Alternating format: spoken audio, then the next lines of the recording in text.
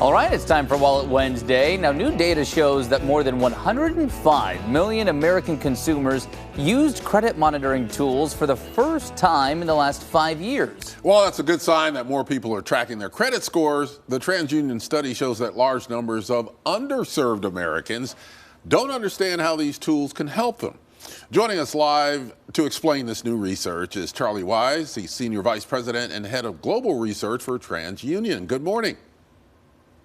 Good morning. Good to be with you. Yeah, good to have you here. Important topic. First of all, just give us some of the key findings in the study. So we looked at, over the past several years since the pandemic, explosive growth in consumer credit borrowing, particularly against credit cards, as well as an ongoing rise in fraudulent activity against consumers. And consumers are getting more and more concerned about making sure that their credit health remains strong and that they're not the victims of unexpected attacks against their accounts. And so that's really what's been driving a lot of this growth in credit monitoring activities, consumers taking advantage of the tools that are available to them to know where do they stand today, are there any problems with their accounts, and for those that want to take on new credit or improve their credit situation, what do they need to do to get there? So that's really what we looked at. Well, with that in mind, how does somebody monitor their credit the right way? Why is it important to do so? So there's lots of tools that consumers can access, in many cases for free, through TransUnion or the other credit bureaus, Equifax and Experian. Many credit card issuers make these tools available to their customers or even to their non-customers for free. And then there's third-party services like Credit Karma, where consumers can very easily access this. So the important thing is to use these tools to know, where do you stand today? So what's my credit score? What's on my credit report? Any unexpected surprises? And then based on where you want to go, what steps you need to do to get there. Can your individual bank, the relationship you have with your individual bank, help you with credit monitoring? Are any of these credit monitoring services actually tied to the banking industry? So TransUnion works with many lenders, card issuers, et cetera, to make these available through the bank's own website and their own apps. So consumers that have a credit card account, they should check and see, is this embedded within their existing app? In many cases, with a push of a button, the consumer can see their credit score. They can dig down and see, what are the accounts that I have? What are my balances on all of my accounts? And you would think that many consumers would already know this, but in some cases, that information is scattered around. I have 2 credit cards with different banks. I've got my mortgage here. Having that all in one place is helpful. A, to know what you have that you expect you have, or are there any unexpected surprises? Has anyone opened a fraudulent account in your name? Because you might not know about that.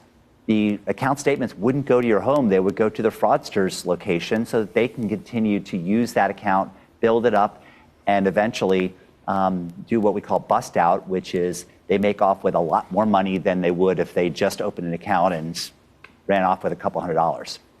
It's kind of scary to think about that.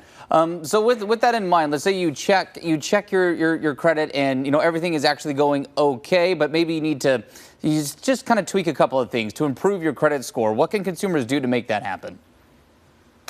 So if you want to improve your credit score, again, knowing what's contributing to your score today is all information that's embedded within credit education sites. TransUnion's got some great tools. A lot of other third parties have, Credit Karma's got great tools to know what goes into your credit score. The 2 biggest things that really contribute to a credit score are, 1, are you making your monthly payments on time? Even just the minimum payments, say, on your credit cards. Those monthly payments on time are really important.